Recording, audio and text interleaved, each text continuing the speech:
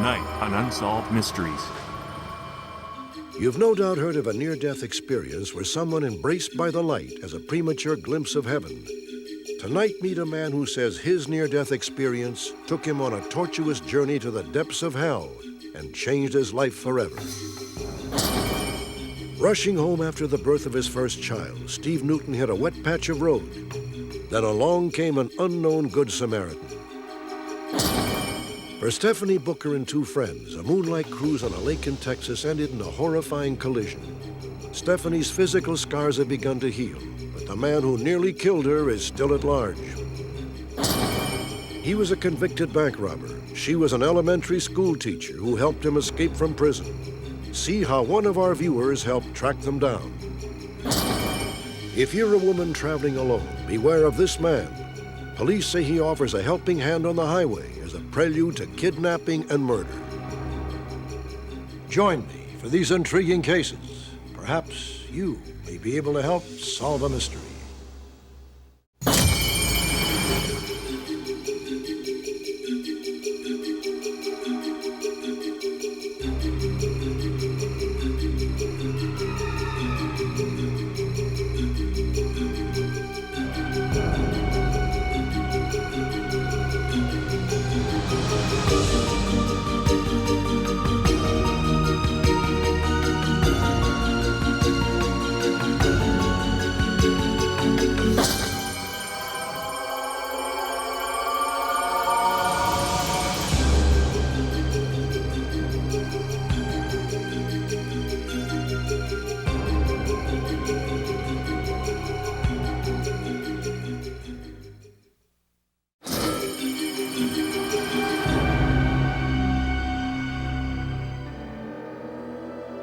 Sometimes the incredible occurs when you least expect it. Just ask Howard Storm. In the summer of 1985, Howard spent 3 weeks touring Europe with his wife, Beverly. The whole day just driving around doing nothing. Can I have the... In Paris, on their last day abroad, disaster struck.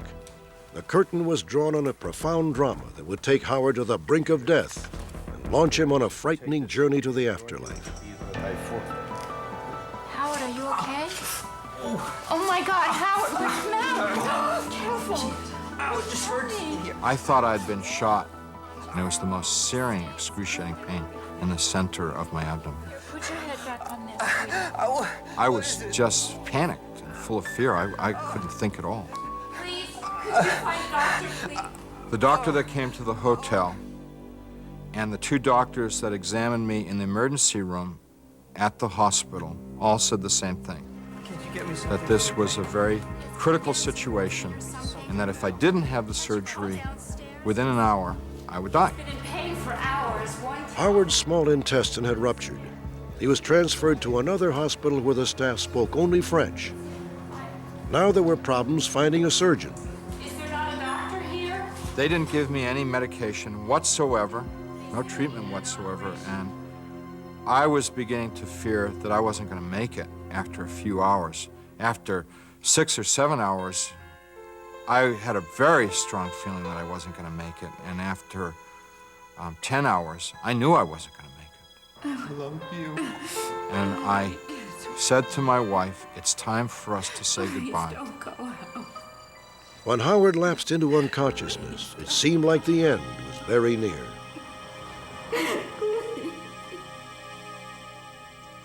In fact, Howard's story was just beginning. He was about to embark on what is commonly referred to as a near-death experience. Thousands of people have described such episodes as warm and comforting, even heavenly.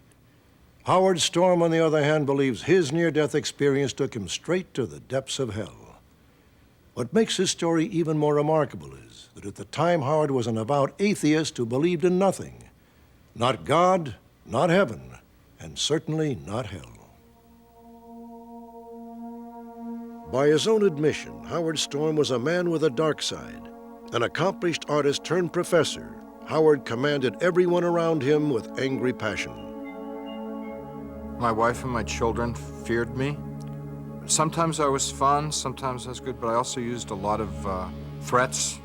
I used a lot of rage. I used a lot of coercion to get my way. That That was the bottom line all the time, was to get my way, my will to prevail.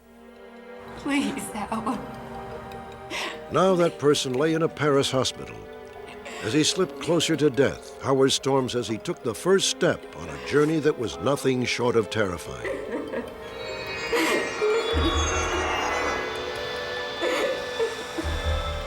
I looked at the bed and I saw myself lying in the bed. And this horrified me because I knew that that's not possible.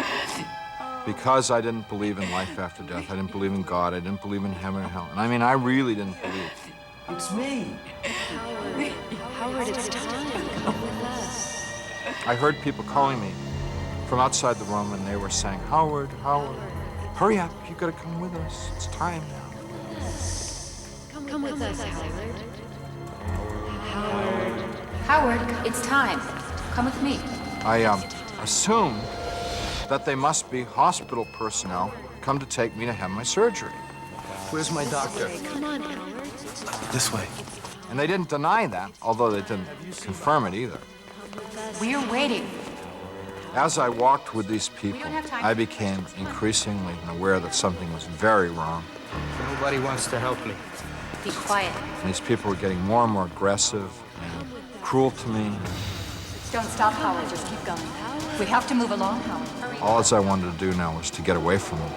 It was getting darker and darker.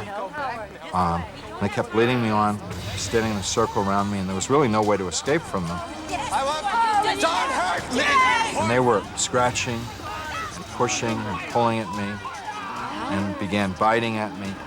And so I was starting to yell and scream and howl with pain, and they thought that was real funny, and they really liked that a lot.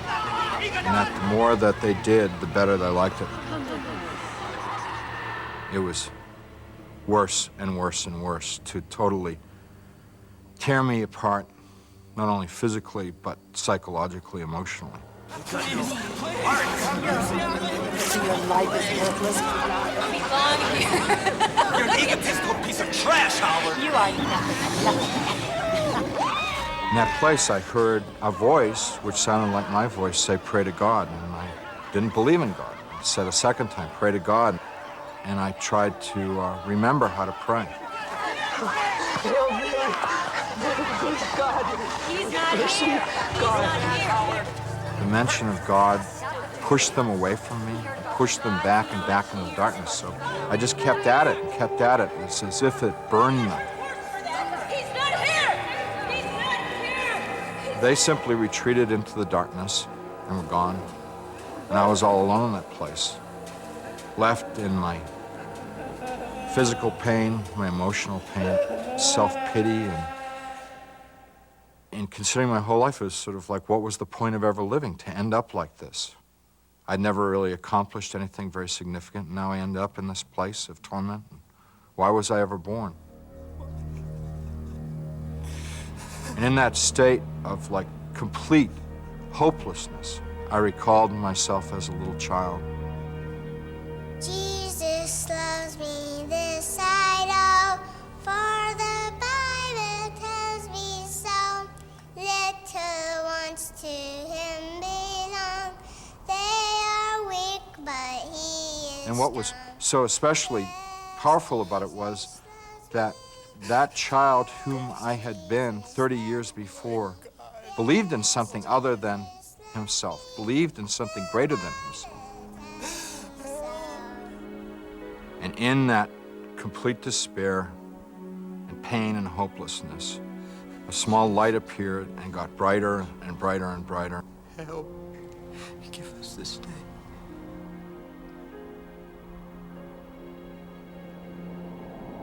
And for the first time in that light, I could see myself, and I was horrible. It's like I looked like roadkill, and it was just all mangled and gore and horror. And I felt this brightness reach down and pick me up, and I was like all healed and whole and full of the most wonderful physical ecstasy. I was being carried by my new friend, this person of light. I'm aware that there's a tangible feeling of light and lovingness coming from the direction that we're moving towards. And he called a number of angels around us, and they showed me the effects that I had on other people, how it hurt other people. And I think to myself, I'm scum. I don't belong here. They've made a mistake. And then for the first time, he spoke to me and said, we don't make mistakes. You do belong here. Where are we going? Heaven? No, Howard, not yet. Howard Storm's journey to the other side was over. He says a mysterious figure instructed him to return to Earth and live with love in his heart. I can't. I can't. You can.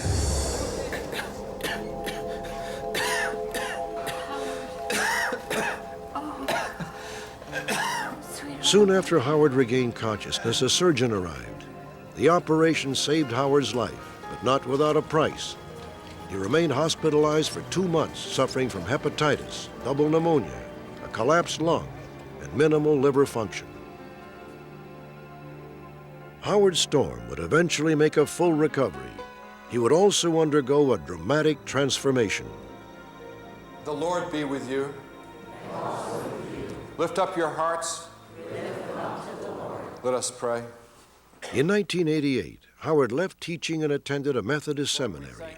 Today he is pastor of Zion United Church of Christ in Southern Ohio. Stand side by side.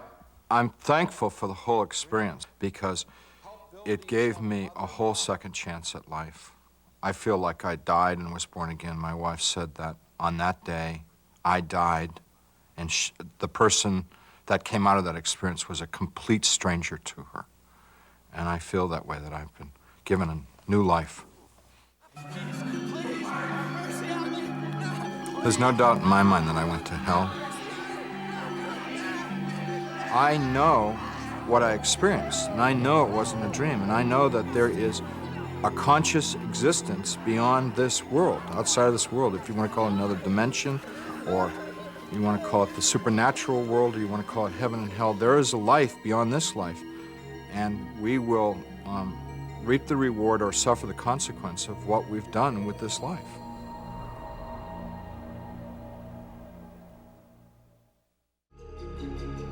Next, a stranger's helping hand becomes a fist of death for a woman in Virginia.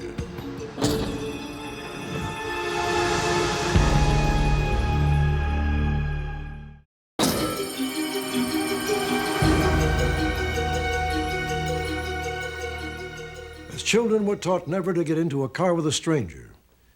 As adults, we sometimes forget that lesson, even though it's a lesson that might save your life. I'm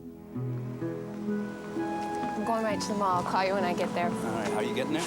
495 to 66 to 29 straight to Charlottesville. All right, you got a full tank of gas? I filled it last night. Good. Love you. I love you. On March 2nd, 1996, Alicia Showalter Reynolds said goodbye to her husband and left her home in Baltimore, Maryland. It was a Saturday, about 7:30 in the morning. Bye. Bye-bye. Alicia planned to drive more than 150 miles to spend the day shopping with her mother in Charlottesville, Virginia. She left early, giving herself plenty of time to be at the mall by 10:30. Alicia's mother arrived on schedule, expecting her daughter at any moment. But when Alicia was late, Sadie Showalter became worried. Right about 11 o'clock, she wasn't there, and I said, this is not like Alicia. I wonder what's going on. But I made myself wait till 11:15, and I then finally called her husband, called Mark. Have you heard from Alicia? No, I've been waiting. It's over a half hour. At that point, I said, you know, the weather is kind of bad this morning. You know, there was a little fog, there was a little drizzle. Could have been some slick roads. Maybe she just slowed down a little bit, or, you know, give her a little while and give me a call back. Bye. Sadie continued to wait. An hour passed, then 2. Alicia never showed up. At 6 o'clock that evening, a Virginia state trooper found Alicia's car abandoned along a highway near Culpeper, Virginia, 50 miles from Alicia's destination. A white paper napkin had been tucked under the windshield wiper, a commonly used signal of car trouble. When the car was examined, however, there were no mechanical problems. My gut reaction immediately was that she was gone, that somebody had abducted her and taken her. I feared the worst, but we were told by many, many folks to hope for the best. Now we have an update on our top story tonight. As we told you, 25-year-old Alicia Reynolds disappeared this weekend. Her abandoned car was found. The next day, the local news media began broadcasting reports of Alicia's disappearance. You didn't come through here Saturday morning? No, not till Police set up a traffic block where Alicia's car was found and tracked down witnesses who had seen her on Route 29 the day she disappeared. At least 3 people saw Alicia talking to a clean-cut white man with a dark-colored pickup truck. The traffic block also produced witnesses who had been approached by a man fitting that exact description. Police began to realize that whatever had happened to Alicia might have been the final act in a nightmarish scenario that had been evolving for weeks. There were approximately 20 women who came forward after Mrs. Reynolds' disappearance who indicated that they too had been stopped along the Route 29 corridor.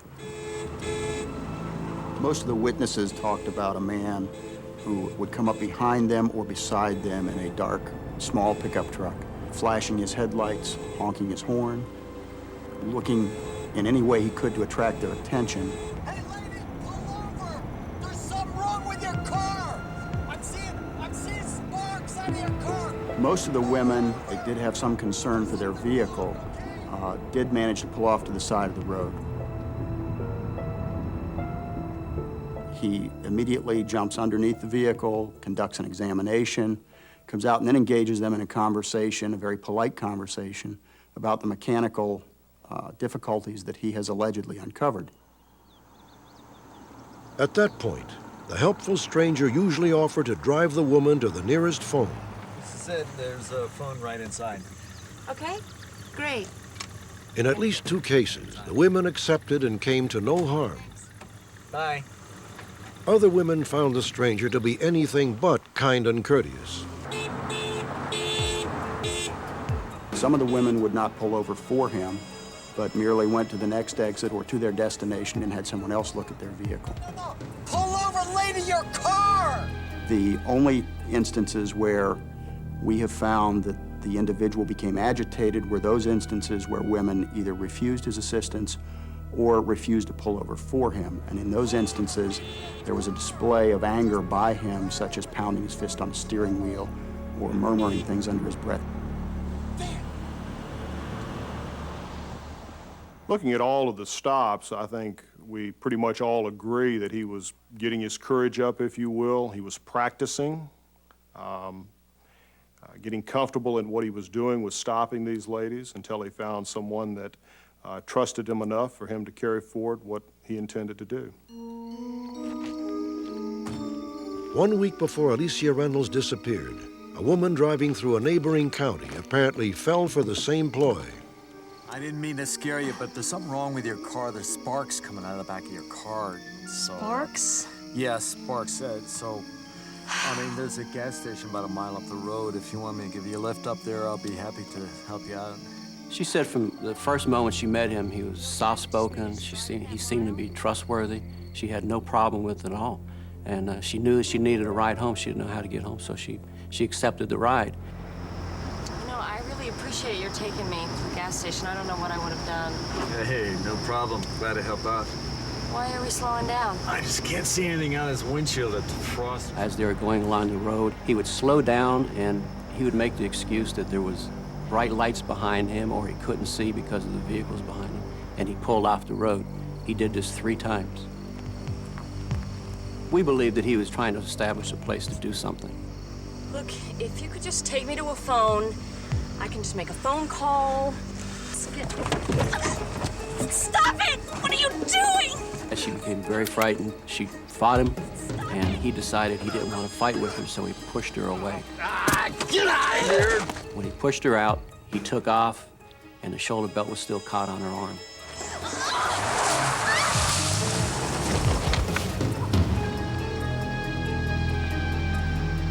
The woman broke her ankle, but she got away.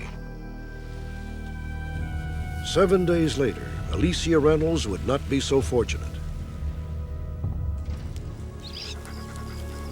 For 2 months, the search for Alicia proved fruitless.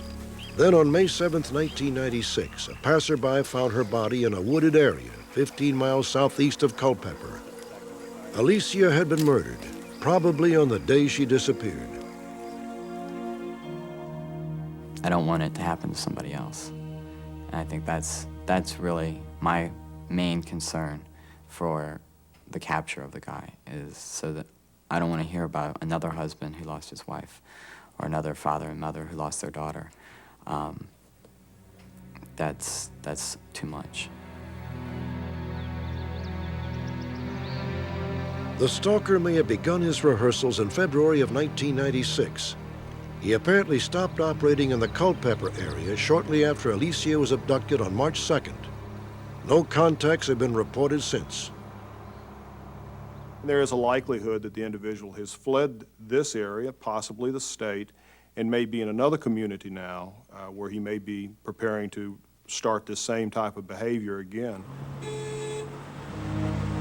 This entire incident was based upon the perpetrator having a fantasy and then living this fantasy in his mind over and over and over, and then going out and living it with a real person.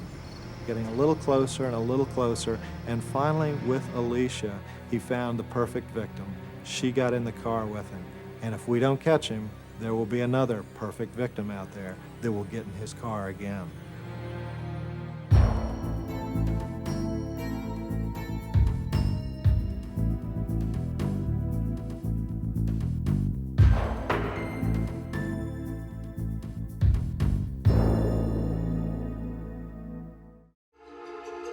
Next, when a motorcyclist loses control of his bike, disaster is averted thanks to an unknown Good Samaritan. Also, an escaped convict and his wife are finally in custody after 11 years on the run.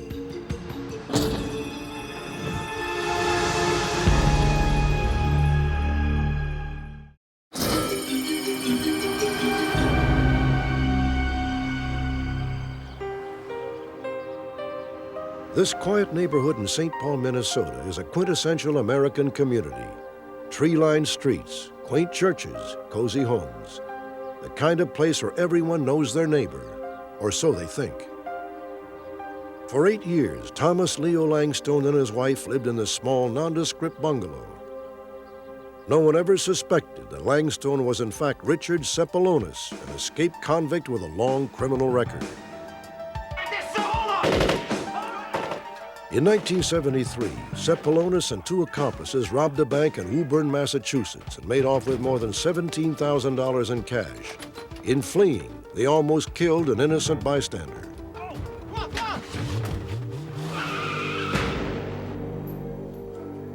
Cepolonis was convicted of bank robbery and armed assault. His sentence, 58 to 82 years in prison. Then he met Karen Walters. Karen was an aspiring teacher whose class assignment involved writing letters to inmates. Eventually, she visited Richard, and the relationship intensified. How was the drive? Oh, it was fine. Thank you. For Karen, it was love. For Cepolonis, it may have been something different, perhaps nothing more than a means to an end. A typical inmate in prison, I find, takes advantage of people out in the community. Oftentimes, they'll latch on to women who are lonely, want some attention, and they take advantage of them. And I think the women are beguiled by all that attention. 8 years after they met, Richard Cepolonis and Karen Walters married in the prison chapel. Several months later, Cepolonis escaped, and the couple disappeared. 11 years would pass before anyone knew where Richard Cepolonis and Karen Walters were hiding. Let's go to Keely Shaye Smith to find out what happened. After a recent broadcast, a viewer in Minneapolis who had done business with the couple recognized Karen's photograph. A task force which included the local police and FBI was mobilized, and the house was staked out. On October 1st, 1996, officers observed Richard Cepolonis leave his residence and drive to a nearby convenience store. As soon as he pulled into the parking lot and got out of the vehicle, one of the task force members was right there with him, so he jumped out, drew his weapon, ordered Sepulonis not to move, and at that point other task force members got there, jumped out and assisted in the arrest. Karen Walters was picked up 20 minutes later. For 8 years, she and Sepulonis had completely fooled their neighbors. When I found out that they were who they were, I was shocked. I couldn't believe it. My mouth fell to the floor. I never would imagine in a million years that these two people would do anything wrong. A bag of robbery paraphernalia found inside the hideout gave authorities a much different impression. The discovery of the bag with the face mask, the gun, the rubber gloves, the large amount of cash in small bills, we think that perhaps he's been back in the bank robbery or robbery business again.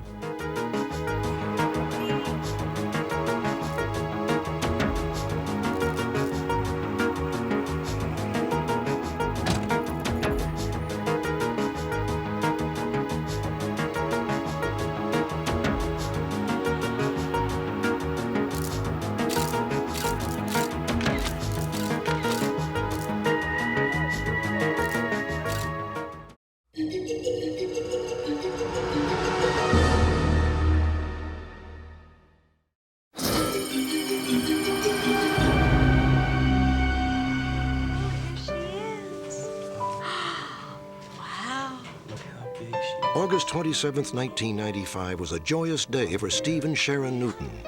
That morning, their first child, Virginia, was born at Naples Community Hospital in Naples, Florida. It was the most incredible thing I ever seen before in my life to watch this child being born, especially knowing that it was my child. She's got a lot of hair. That's what I always wanted to be, was a father, and that she was my world. That's pretty much how I felt with my wife, and you know, it couldn't have gotten any better at that point. Steve had come to the hospital straight from work the night before. At around 2 p.m., he headed home to pick up the family car. The ride to the small town of Immokalee would take about an hour and a half. Over the previous week, rainstorms had blanketed the area. Steve says it had cleared by that afternoon. But up ahead, disaster loomed. A deep pool of water had covered the road, creating a treacherous hazard. It looked like a mirage at first, but it wasn't a mirage, it was water. I remember thinking, this is it, I'm gonna die.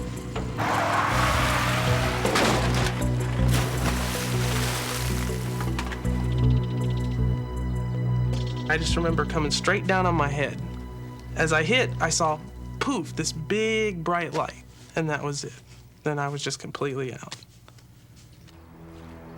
Steve ended up in a drainage ditch, face down and unconscious. Death was just a whisper away. Are you okay? Can you hear me? I woke up and there's this lady staring me in the face. I remember thinking that this woman was like an angel of some sort. She was just so peaceful, so quiet, so pretty. Away, and I'm gonna stay here with you until I get here, okay? You think you can get up? The woman, apparently a passing motorist, had turned Steve over in the water and saved him from drowning. She pulled him to his feet, led him from the drainage ditch and over to her car. I remember sitting in the car, and she was talking to me, and after a while her voice started to fade out. I remember that, and then I remember seeing these lights coming up the street.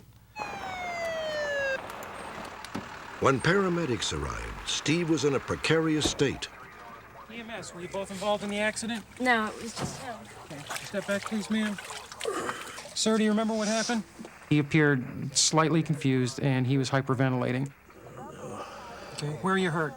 It's in my back and my shoulder. Okay. The woman was there initially, and since his answers were somewhat disoriented, I asked her what she had found on the scene, and she said that he was face down in the water at the roadside, and when she initially went up to him, he was unconscious at that time. He wasn't answering her at all.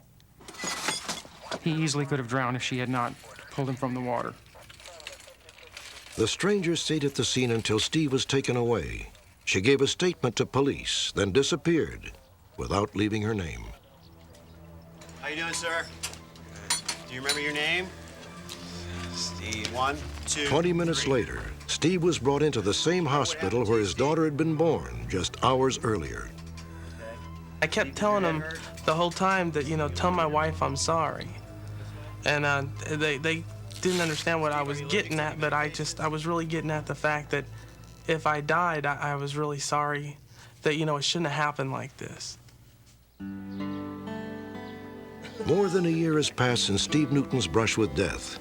He is now on disability because he suffers from occasional seizures. But if not for the mysterious Good Samaritan, Steve Newton wouldn't be here at all. She helped him stay around to be a father to our daughter. I mean, if she wouldn't have helped him, he might have died. And then my baby wouldn't have a father. You know, that's basically why I want to find her. I just want to thank her. I'm just glad to be alive now. I never thought about life before. You know, I'm here and I'm always going to be here. Now I just thank God for each day. I always knew tomorrow was coming. I always knew that next week was coming. And now I don't take that for granted no more because it could just end just like that.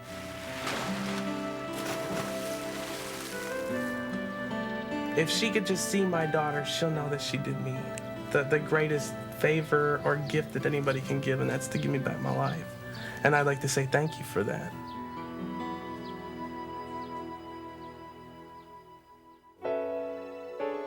With the help of our viewers, Steve Newton recently had a chance to do just that. Here's Keely Shaye Smith with the details. Bob, a woman in Florida recognized the story as one she had heard from a co-worker named Tammy Dodson. After the broadcast, Tammy's boyfriend discussed the case with one of his co-workers, who happened to be Steve Newton's father-in-law. It soon became perfectly clear that Steve's mysterious Good Samaritan was, in fact, Tammy Dodson. On January 31st, 1997, Steve and Tammy met face-to-face for the first time since the near-fatal accident. As a special treat, Steve brought along Virginia, now 1.5 years old. Nobody's ever gone that far to come to thank me. And he kept saying that I was his angel. I've never been called an angel before, far from it. But it made me feel good inside to know that I've done something that's helped somebody so much. Steve and his wife Sharon, now expecting their second child, were finally able to express their gratitude to the woman who had saved Steve's life. I owe her everything, and there's nothing that I have I can give to her, you know, to just say thank you. Right through here it started. Before the day was out, Tammy and Steve returned to the scene of the accident, all too aware that Tammy's simple act of kindness had changed both of them forever. It makes me want to do more for other people. Now, if someone's in trouble, I would go that extra mile, you know, to that extra, just to help that person. I just wanted to hug him. I was so glad to see that he was okay, and the baby and everything. I was just thrilled that he was fine.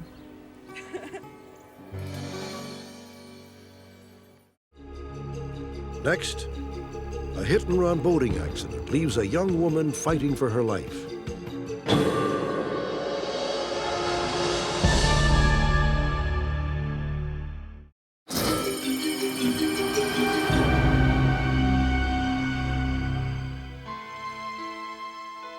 This is Stephanie Booker of Dallas, Texas, as she appeared in 1995, before this happened.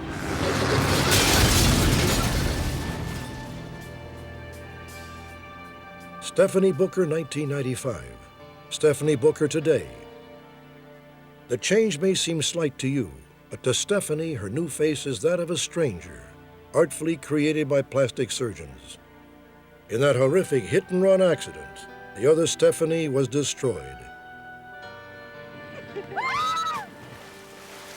It happened on Louisville Lake, 20 miles north of Dallas. Stephanie Booker and two friends, Sabra Scott and Kim Colvin, spent a great deal of time on the lake, swimming, sailing, whatever appealed to them. June 17, 1995 was a typical outing, until nightfall.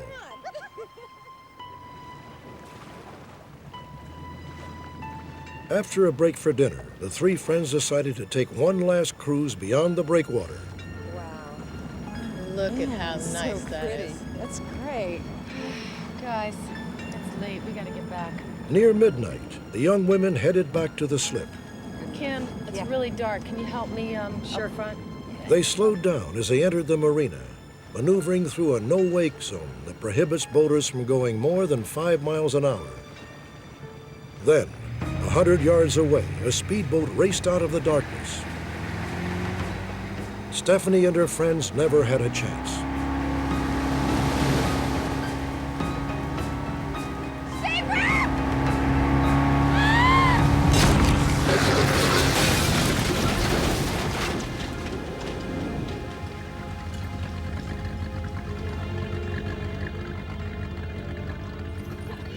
For a moment, only silence, stunned disbelief. What did you just do? Do you know what you just did? You just hit my boat. Look at this. Oh my God. I can't believe Sabre was still screaming, and I could feel someone tugging on the back of my shirt. And it was Stephanie. And at that point, I got on my knees, and I could see that she was in serious condition. I tried to speak, and no words would come out. It was as if my mouth felt sewn shut. And so I had to brace myself with my hands to push my body up. And then I felt this terrible weight hanging off of my face, as if dough was hanging off of my face. And I reached up and realized that my face was in my hand. The speedboat's propeller had slashed across Stephanie's face, literally slicing it from the bone. Her lips were detached from her face. I couldn't see any gums or teeth. There was skin hanging down from her eye, so I was seeing her exposed face, and I could tell she was having a hard time breathing. Guys, we need some help. Please, guys. On the other boat, a young woman appeared at the driver's side. They stared. Neither said a word. Guys, we need your help. He stood there as if contemplating the pros and the cons. I'm sure he thought he already killed someone by looking at the damage on our boat. I remember one of the individuals making the other person to kind of like be silent, don't say anything. So it was total silence with me yelling and screaming at them. They made no motions to say one word or make any actions towards to come to help us. Guys, please, come help us. We need help. We need help. When the driver finally did do something, it was to save himself. He gunned his engine and took off. They're leaving. Get back to the dock. We need some help. She's okay. She's okay. All right, I'm fine. Back to the dock. Kim turned her attention back to Stephanie, while Sabre got the boat started and made for shore. Back to the dock. I'm thinking to myself that Stephanie is going to quit breathing any minute now, and so the trip just seemed like it lasted forever. Long enough for me to think, I can't give her mouth-to-mouth because I'm afraid if I put any pressure, it'll cave in any facial structure she has. And also, I didn't think there was an airway big enough to get any air in her. Looking at Kim not being able to breathe very well, I felt a very conscious decision to either live or die. And so at that moment, instead of freaking out looking at Kim's face, I decided to just remain calm, and it was as if a power overcame me and gave me this incredible strength to take control of my life. As Stephanie was being rushed to surgery, police started looking for the driver of the other boat or anyone who might have seen him. Right after the accident, we have 2 witnesses that were there. They heard the screaming, they heard the noise coming from the accident, and then about 15 or 20 seconds after that, they saw a boat fitting this description just come hauling butt. 5 minutes later, another eyewitness saw 2 people load the same boat onto a trailer towed by a white 4x4 pickup truck. Without even bothering to tie down the boat, they sped off into the night. They remain unidentified. The community was outraged. While local businesses raised reward money, Stephanie suffered through her own private ordeal. 7 reconstructive surgeries done, and 5 more scheduled to rebuild her internal facial structure. I'm not able to breathe very well. I'm not able to smell as well, nor can I taste the way I used to be able to. And my teeth that I have are very much for aesthetics, for looks. Memory, concentration skills, the ability to do more than one task at a time. All the things that I used to do and take for granted are gone. And I walk by a mirror after I've had one of my many surgeries and look at myself and just wonder, why did someone do this? Why did they not come forward? Why don't they care? We need help! We need help! She's hurt! At least one person did seem to care. Police have heard from the same anonymous caller on 3 occasions. He stated emphatically that he knew who it was, that he was going to talk to the person and try to get them to turn themselves in. From just the tone of his voice and the way he was talking, we think that he does know who it is, and we would like for him to at least contact us. It frightens me that these people are still out there. It really does. They've proven that they place absolutely no value whatsoever on human life.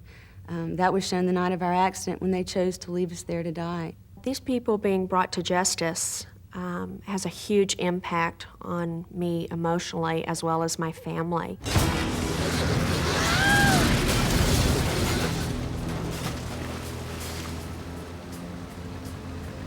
My feelings towards the people in the other boat was I felt very sorry for them. It had to be devastating to cause an accident like this. However, they do need to do the right thing and come forward so that I can move on and try to work on myself emotionally and get back as close to normal as possible. The suspect's boat is a Miami Vice-style speedboat with a single-engine Mercury Cruiser outdrive similar to these. It is 25 to 30 feet long and painted white with teal-green markings. The fiberglass shell was probably damaged on the starboard side about 5 feet from the stern. The motor would have had damage to the outdrive, gear case, skeg, or gimbal ring. It might have been brought in for repairs or sold sometime after June 17, 1995. The driver of the speedboat was a stocky, muscular, clean-shaven white male with light hair. His companion was an athletic-looking woman with very long dark hair. They drove a white 4x4 pickup truck.